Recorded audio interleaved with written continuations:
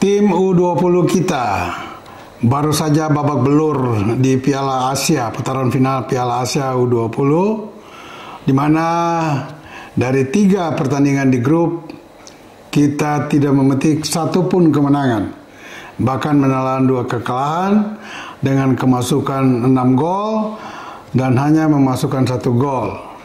Jadi hanya mendapat nilai 1, sehingga akhirnya tersingkir dari langkah menuju 8 besar. Lalu, apakah yang harus dievaluasi dan diambil sikap tegas dari PSSI terhadap tim dan pelatih Indra Syafri? Semua rekan sahabat Rai Soccer TV bersama Bung Yes selalu, dan jangan lupa like, comment, share, and subscribe.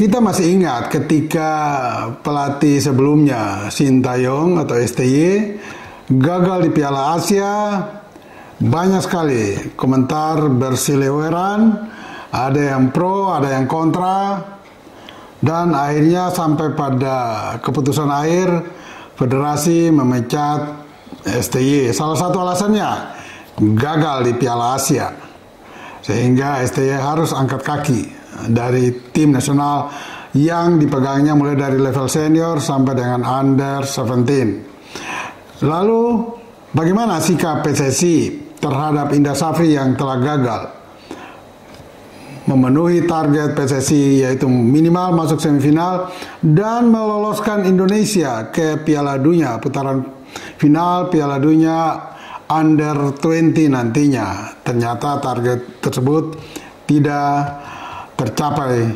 artinya Indra Syafri dan timnya gagal.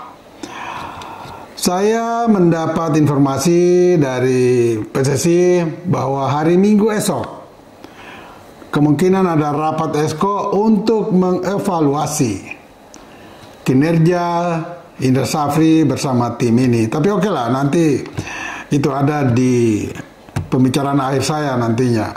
Tapi kalau kita lihat sejak persiapan tim under 20 kita, yaitu mulai dengan bulan Januari 2024 sampai dengan Februari 2025, berarti setahun lebih Indra Syafri membangun tim ini. Dan sebagian besar materi terdiri dari pemain-pemain yang juara under 29. Sehingga seharusnya kita tidak perlu bicara gagal atau tidak di putaran final kemarin.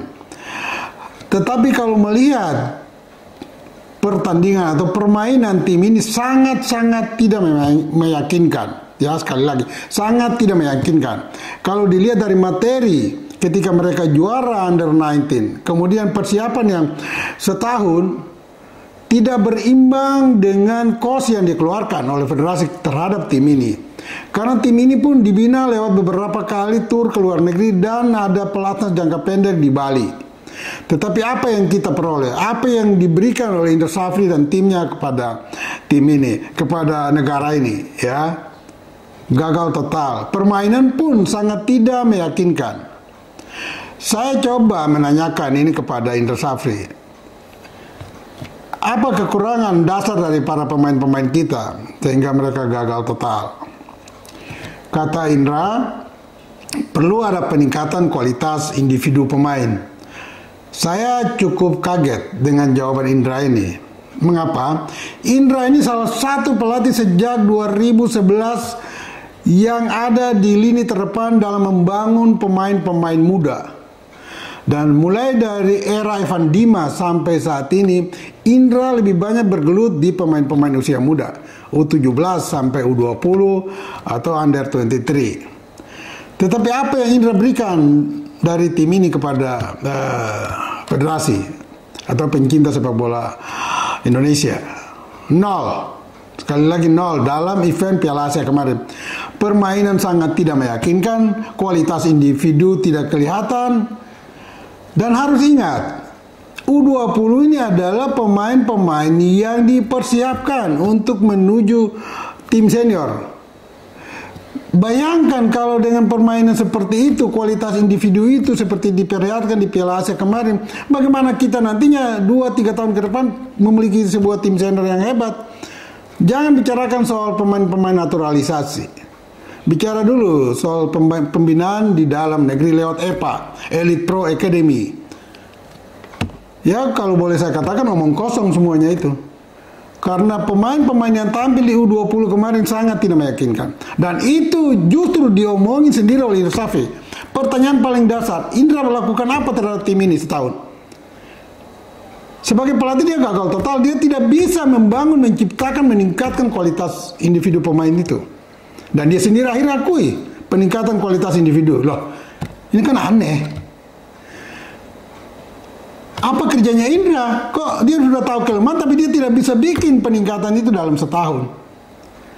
Ya. Sehingga saya coba menghubungi pengurus PSSI menanyakan sikap apa yang akan diambil terhadap Indra dalam mengevaluasi kinerja dia bersama tim ini. Nah, hari Minggu esok kemungkinan ada rapat Esko untuk memutuskan dan sepertinya Indra akan dilepas. Kalau itu keputusannya saya kira sangat masuk akal. Justru akan berbeda jauh, akan menjadi aneh, akan menimbulkan sebuah pertanyaan besar, ya, kalau PSSI tidak melepaskan Indra. Indra sudah selesai. Indra sudah selesai. Berikanlah penyegaran, berikanlah regenerasi dalam kepelatihan tim nasional, lebih khusus kepada tim-tim usia muda, ya. Banyak kok, Indra sendiri mengatakan masih banyak pelatih-pelatih lokal yang sudah memiliki sertifikat atau sertifikasi A-Pro diploma, dan dengan memiliki itu mereka berhak dan bisa memimpin sebuah tim nasional.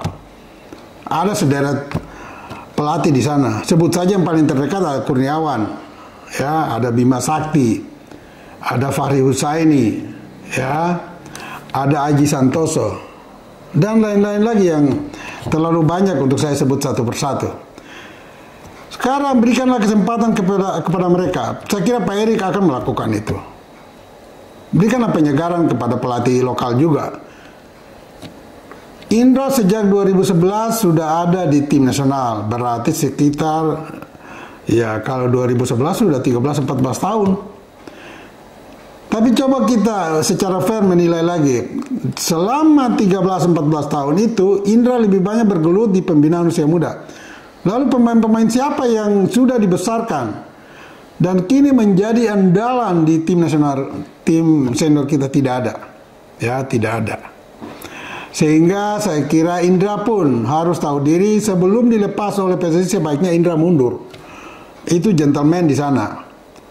Tapi kalau tidak, biarlah nanti Esko, Ketua Umum PSSI, Erick Thohir yang mengambil keputusan. Dan saya kira keputusan yang paling tepat adalah mengistirahatkan dulu Indra. Berikan penyegaran kepada pelatih-pelatih lain yang saya sebut tadi. Mereka pun berhak mendapat kesempatan yang sama. Dan mereka pun berhak untuk diuji kemampuan mereka setelah mereka dengan susah payah berusaha mendapat sertifikat A-Pro tersebut. Kalau mereka tidak pernah dicoba, kan sayang sekali, sayang sekali. Bahkan hanya untuk tim under, ya. Kasihlah kepada mereka Pak Erik. Ada Fahri Husaini, Aji Santoso, Bima Sakti, Kurniawan, Dwi Yulianto, dan lain-lain. Cobalah kasih kepada mereka. Ya, berikan kesempatan seluas-luasnya kepada seluruh pelatih yang mempunyai kategori bisa memimpin tim nasional. Nah, untuk ke depan, saya kira Pak Erik juga harus lebih bijak melihat pembinaan di grassroots. Karena itulah fondasi tim nasional senior kita nantinya. Bagi semua rekan sahabat Rai Soccer TV, ingat bola itu bulat. Giring terus!